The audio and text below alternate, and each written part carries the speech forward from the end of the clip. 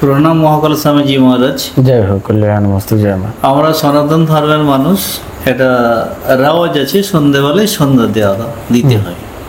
তো আমার কিছু কিছু ক্ষেত্রে দেখা গেছে সন্ধ্যে দেওয়ার সময় কুকুররা প্রচণ্ড ডাকাডাকি করে। এটা কি সমাজের তথা ওই পরিবারের জন্য অমঙ্গল?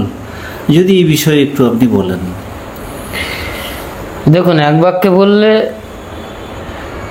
যদি শাস্ত্রীয় দৃষ্টিকোণ থেকে বলতে হয়, তাহলে বিভিন্ন সম্প্রদায়ের মানুষ এটাকে অমঙ্গল বলেছে। আবার কিছু মহাপুরুষ এটাকে অমঙ্গল মঙ্গল এটা বলেনি।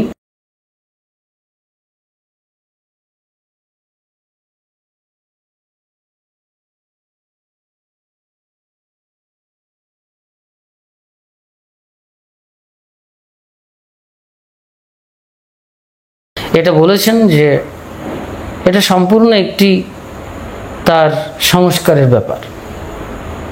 এবার প্রত্যেক কুকুরের ক্ষেত্রে সংস্কার যে একই রকমের হবে এটা ঠিক না।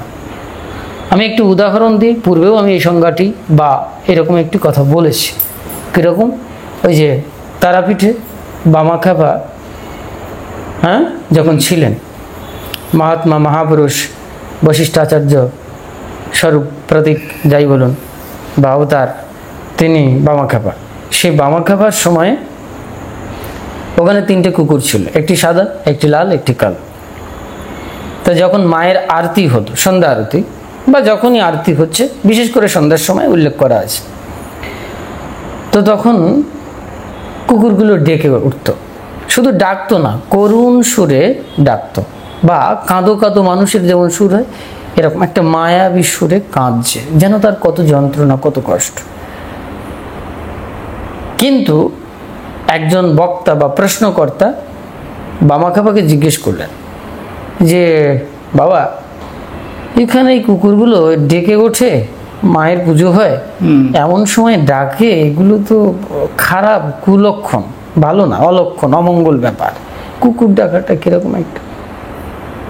তো তখন বামাখ্যাপা বললেন যে, তুমি জানো না যে তারা কেন ডাকছে, তুমি যেটা বলছো সেটা ঠিক না। মানে বলছে, ওরা পূর্বজন্মে এই তারাপীঠেরই সাধক তান্ত্রিক ছিল। মানে বর্তমান তান্ত্রিক সাধকের কথা বলছে না। আচ্ছা আচ্ছা, বামাখ্যাপার সময়ের অনেক পূর্বের জন্মের কথা বলা হচ্ছে। তার মানে সেখানে আরো কত বড় বড় মহাত্মা ছিলেন। যেমন তারাপীঠের যে পঞ্চমুণ্ডী আসন বা তারা মা, এ প্রতিষ্ঠা কার? ভগবান মহর্ষি বশিষ্ঠদেব। সপ্তঋষির বশিষ্ঠদেব। ভাবতে পারছো তারাপীঠে কি আছে? অবশ্য আজকাল ডিসঅর্ডার, কিছুই বলার নেই। চোখের সামনে পঞ্চমুণ্ডীকে যা করতে দেখেছি, এগুলো বিধিসম্মত নয়। এতে শক্তি আর হ্রাস পায় বা থাকেই না, ও সিজ করে নেয়। বশিষ্ঠদেব পঞ্চমুণ্ডী আসনে শক্তি সিজ করে নেবে, বা বামাখ্যাপা ওই শক্তিকে সিজ করে নেবে। ব্যভিচার আসলেই সিজ করে নেবে, পঞ্চমুণ্ডী এমনি পড়ে থাকবে এমনি। ঠিক আছে? আচ্ছা। তো যাই হোক, তা সেই জায়গায় বামাখ্যাপার সময়ের পূর্বের কথা বলছেন উনি নিজেই, যে এখানে 3 ব্যক্তি সাধক ছিলেন। তারা যে কোনো প্রকারে, যে কোনো ত্রুটির কারণে যোগভ্রষ্ট হয়, তন্ত্রভ্রষ্ট হয় বা সাধন ভ্রষ্ট হয়। ফলে এরা এই জন্মে সে কুকুর হয়ে জন্ম নিয়েছে, নিলেও তারা মন্দিরেই জায়গা পেয়েছে। আচ্ছা, বুঝে গেলে? তা বলছে ওদের ওই অনুভূতিটা, পূর্বজন্মের অনুভূতিটা এখনো রয়েছে, যে তারা কি ভুল করেছিল। সাধক জীবনে ভুল হয়, এটা বহু মহাপুরুষের জীবনীতে দেখা গেছে। তো আমরা দেখেছি বহু মহাপুরুষ যোগভ্রষ্ট হয়েছেন, সাধনায় বিচ্যুতি হয়েছে, আবার একটি জন্ম পরে গিয়ে বা 2টো জন্ম পরে গিয়ে আবার তারা সিদ্ধত্ব লাভ করেছে। তখন বামাখ্যাপা এটা বললেন, ওরা সাধক। আর সঙ্গে সঙ্গে ওরা এই আরতি করার সময় এরকম কেন কেঁদে উঠছে বা এরকম করুণ সুরে কেন ডাকছে, ইয়ার অর্থ হচ্ছে ওরা মায়ের কাছে অ্যাপিল করছে। ওদের যে অনুশোচনা, অনুতপ্ততা, সেটা ওই আরতির সঙ্গে সঙ্গে জানিয়ে দিচ্ছে। এবং চোখ থেকে জলও পড়ছে, ওরা ক্রন্দনরত, ওরা কাঁদছে। তো এটা বিজ্ঞানের সঙ্গে যদি বলা হয়, তাহলে জড়জগতের বিজ্ঞান এটা হয়তো মানবে না, কুকুর আসলে কাঁদে না, অনেকে এটা বলবে। তো যারা বাড়িতে মায়েরা সন্ধ্যা প্রদীপ জ্বালান বা শঙ্খ বাজান বা তুলসী মঞ্চে সন্ধ্যার সময় প্রদীপ জ্বালিয়ে একটু উলুধ্বনি দিল, তখন কুকুর ডেকে উঠল। আমাদের কাছে জড়জাগতিক বিজ্ঞানের যা এসে উপস্থিত হয়েছে, যতটুকু জ্ঞান, নলেজ, শক্তি, অনেকে মনে করেছেন এখানেই শেষ। এই বিজ্ঞান সিদ্ধান্ত দিয়েছে এরপরে আর কিছু হয় না। স্টিফেন হকিংস বলেছেন, ঠিক আছে, ঈশ্বর বলে কিছু নেই। আইনস্টাইন বলেছেন, আমি যত আবিষ্কার করছি, যত গভীরে যাচ্ছি, সৃষ্টির দিকে যত তাকাচ্ছি, তত মনে হচ্ছে ঈশ্বর বলে কেউ আছে। এই বিতর্ক সবসময় রয়েছে, থাকবে। বিতর্কের সমাধান তর্ক করে আসে না, বিতর্কের সমাধান সাধনার ভেতর থেকে আসতে পারে। সেই সাধনাটা একটু উৎকৃষ্ট মাত্রায় হতে হবে। বামাখ্যাপা সেই সাধক ছিলেন। যারা সাধক বলেন তারা ভুল বলেন। বামাখ্যাপা সাক্ষাৎ বশিষ্ঠ অবতার, উনি মহর্ষি, সাক্ষাৎ শিবানুজ, শিবের অংশ অবতারও বললে কোনো ভুল নেই। বা মহাত্মা, মহাপুরুষ, মহাযোগী, মহাকাল ভৈরব, কোনো ভুল নেই। সাধক তো সবে সাধনা শুরু করেছে তবেই সাধক, ঠিক আছে। তো মানুষ বোঝাতে গিয়ে বলে সাধক বামাখ্যাপা, সাধক রামপ্রসাদ, সাধক রামকৃষ্ণ পরমহংসদেব, এগুলো আসলে সঠিক শব্দ নয়, মানুষ না বুঝেই করে। এখন আমাদের মুখ আছে, একটা কথা বলে দিলেই হলো, ঠিক আছে।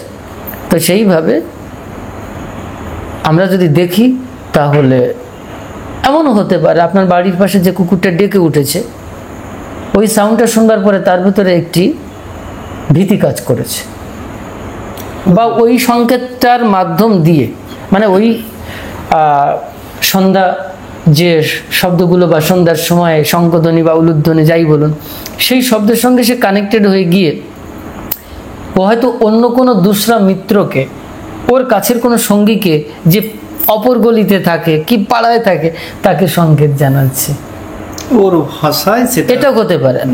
আবার এমন হতে পারে সে কিছু আরো ইঙ্গিত দেওয়ার চেষ্টা করছে, কিন্তু সেগুলো তো ওই সময় অনুসারে কোন সিচুয়েশনে দাঁড়িয়ে ওই কুকুরের যে মস্তিষ্ক অ্যানালাইসিস করতে হবে, তারপরে সিদ্ধান্ত উপনীত হওয়া যায়। না হলে সমস্ত কুকুরের ডাককে একত্রিত করে আমার মতো করে বলে দিলে সেই সিদ্ধান্ত সঠিক এভাবে বলা যায় না। যেমন ইসলামে এটাকে বলে দিয়েছে যে ওই ইবলিশ শয়তান ঘুরঘুর করছে রাত্রিবেলা, মাঝরাত্রিতে আকাশের দিকে তাকিয়ে কুকুর ডেকে উঠছে, নানান সব এরকম গল্প রয়েছে। এখন ইসলামের দর্শনে এটা আছে, তারা মানে, তারা বোঝে, এটা আবার অস্বীকার করাও যাবে না। হতেও পারে যে কুকুর এই শয়তান শ্রেণীর ইবলিশ যাই বলুন, মানে প্রেতাত্মা বা যেগুলো অনাত্মা, সেগুলোকে তারা উপলব্ধি করতে পারে, যা মানুষের সার্কিউটে ধরা পড়ছে না, ঠিক আছে। এগুলো এক বাক্যে উত্তর দেওয়া যায় না। তবে আমরা এটা জানি, অনেক প্রাণীর ভেতরে, যে মানুষের ভেতরে সেন্স অফ হিউমার থাকে, ঠিক আছে, কুকুরের ভেতরে বা অন্যান্য প্রাণীর ভেতরে এটা কম থাকে। কেন? মানুষের মস্তিষ্কে হাইপোথ্যালামাস আছে, থ্যালামাস হাইপোথ্যালামাস দুটোই আছে, কিন্তু পশুদের হাইপোথ্যালামাসটা এখন বর্তমান জড়জাগতিক বিজ্ঞান গবেষণা করে যেটা বের করে নিয়ে এসে আজকে পর্যন্ত আমরা যতটুকু পড়েছি বা জেনেছি, যে পশুদের ভেতরে বা অন্যান্য প্রাণীদের ভেতরে দেখা যায় হাইপোথ্যালামাসটা ইনঅ্যাক্টিভ বা নেই যাই বলুন, কিন্তু থ্যালামাসটা আছে। এই হাইপোথ্যালামাস, দ্যাট ইজ কল্ড, একটি শব্দ প্রয়োগ করলে অ্যাবসলিউট হবে, সেটা কি? বিবেক, ইংরেজিতে কনসায়েন্স। গীতার পরিভাষায়, বেদান্তের পরিভাষায় যার নাম হচ্ছে বুদ্ধির উপর পারের জিনিস বিবেক, মানে সহজ কথায় শুদ্ধ বুদ্ধি, শুদ্ধ জ্ঞান, বিশুদ্ধ জ্ঞান, যাকে বিবেক বলা হচ্ছে। তো এই বিবেকটা মানুষের নিচে যে সমস্ত প্রাণীগণ আছেন তাদের ক্ষেত্রে এটা নেই, কিন্তু আমরা কোথাও কোথাও এটা দেখতে পাই। না থাকলেও তারা বিশ্ব জগতে, বিশ্ব প্রকৃতির এমন কিছু সংকেত মানুষের আগে পরিবেশে প্রদান করতে পারে, পারে না? একটা পিপিলিকা সংকেত দেয় বৃষ্টি আসবে কিনা, ব্যাঙ ডেকে উঠেছে বৃষ্টি বাদল আসবে কিনা, আরশোলা ঘরে উড়ে বেড়াচ্ছে, এটাও আমি স্বচক্ষে, এর প্র্যাকটিক্যাল আমার প্রমাণ আছে, আমি দেখেছি। ভোর হওয়ার আগে মুরগি ডাকে। আমার জীবনে একটি মারাত্মক দুর্ঘটনার প্রাককালে একটা রুমে দরজা জানলা সব বন্ধ, সেখানে কোনো আরশোলা নেই। রাত্রি যখন 1টা বাজে, 12টা সম্ভবত 12টা থেকে 1টা হবে, সে অনেক বছর আগের কথা, ঘরের ভেতরে আরশোলা ভরে গেছে সব। হঠাৎ আমার ঘুম ভেঙে যাওয়ার পরে দেখছি ঘরের ভেতরে হাজার হাজার আরশোলা উঠছে, কোথা থেকে এলো? অসম্ভব ব্যাপার না? কেউ বিশ্বাস করবে না এটা। অথচ পরিষ্কার ঘর, দরজা জানলা বন্ধ, কি করে আসলো? আমি সঙ্গে সঙ্গে বুঝলাম, বা আমার মস্তিষ্কে একটি ইথরীয় সংকেত পাঠালো যে মারাত্মক বিপদ আসতে চলেছে। সত্যি সত্যি আমি ঘুমানোর চেষ্টা করলাম, তখন যাও যাও পড়ে যাও, এটা সেটা করে ওরা মোটামুটি আধা ঘন্টা পুরো চষে ফেললো ঘরটা, পুরো চষে ফেললো ঘরটি। তারপরে দেখছি আস্তে আস্তে কমে গেল। কোথায় গেল, কিভাবে কি হলো কে জানে বাবা। আমি তখন আবার ঘুমোতে গেলাম। ঠিক যখন 4টে 4:30 বাজে, বিপদ কিন্তু পূর্ণ মাত্রায় চলে এসছে। স্থানীয় ক্লাবের ছেলেরা একটা অন্যরকম দুর্ঘটনা ঘটানোর চূড়ান্ত প্রয়াস প্রচেষ্টা করেছিল, যেখানে আমার মারাত্মক ফিজিক্যাল এবং অন্য ক্ষতি হওয়ার সম্ভাবনা ছিল। এবং সেই সময় ওই রাত্রিতেই কিন্তু আমার তখন সেই জায়গা ছেড়ে আমি কিন্তু এখান থেকে বেরিয়ে আসি ভোর 4:30টার সময়। এবং এই সংকেতটি একটি ছেলে এসে আমাকে দেয়, এসে বলেন যে বাবা, তখন কিছু কিছু মানুষ বাবা বলে ডাকেন এরকম, তখন তো বয়স আরও অনেক কম। বলছে বাবা, আমার কাছে জেনুইন সংবাদ আছে, আপনি এখানে আর এক মুহূর্ত থাকবেন না। ওই বাড়িরই ছেলে বলছে, ক্লাবের ছেলেরা ওরা আপনাকে যে কোনোভাবে অপমান করতে চাইছে বা একটা সমস্যা তৈরি করবে, এবং সেটা আজকেই। এই সঙ্গে সঙ্গে ওরা আমাকে সহযোগিতা করলো, বললো পরে আপনি আবার আসবেন, কোনো অসুবিধা নেই। আমি বললাম কি হবে, ঠিক আছে। আমি তেমন কিছু ভয়টয় কিছু পাইনি, কিন্তু আমি এবার বুঝতে পারলাম যে আমার কেন এই রাত্রিতে ঘুমোতে দিচ্ছিল না আরশোলা। তো এটাকে বলবেন এটা কাকতালীয়, এটা কিছুই নয়, কিন্তু আমার মস্তিষ্কের সেন্সটা তো কাজ করছে যে বিপদটা আসবে। ঘটনা সেটাই ঘটে গেল, যেটা অনাকাঙ্ক্ষিত এবং শুধুই কাকতালীয় বললে এটা হবে না। তো সেই জন্যে কুকুর যখন ডেকে উঠছে, তখন তার অনেকগুলো দিক থাকতে পারে। এমন হতে পারে তার শরীর খুবই খারাপ, হয়তো একজন মানুষের কাছে তাকে জানাচ্ছে, হ্যাঁ গো মানুষ, আমি অসুস্থ, বড় আমায় দেখো, বড় যন্ত্রণা। কোনো কুকুর পূর্বজন্মে কুকুর ছিল না, হয়তো মানুষ ছিল, ঠিক আছে, এরকম কিছু একটি ছিল, তখন সে ঈশ্বরীয় জগতে ছিল, কিন্তু সে অনেক ভুল করেছিল। সে হয়তো ওই বাড়ির ওই পাশাপাশি ওখানে জন্ম নিয়েছে, ওই পরিবেশে ওই পরিবারের সাথে তার সম্পৃক্ততা রয়েছে, সেখানে এসে সে ওইভাবেই আবার পুরনো স্মৃতিটাকে স্মরণ করছে। এটা প্রকৃতির কৃপা অনুসার, ঠিক আছে। তো সেই জন্য আমরা এক বাক্যে বলতে পারি না যে আসলে কেন কুকুর ডাকে।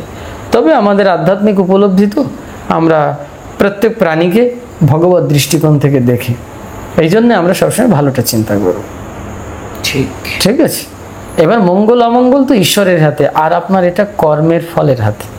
সহজ কথা, একটা কুকুর ডেকে দিলে আপনার কেন অমঙ্গল হবে? আপনি কি কর্ম করেছেন সেটা আগে ভাবুন।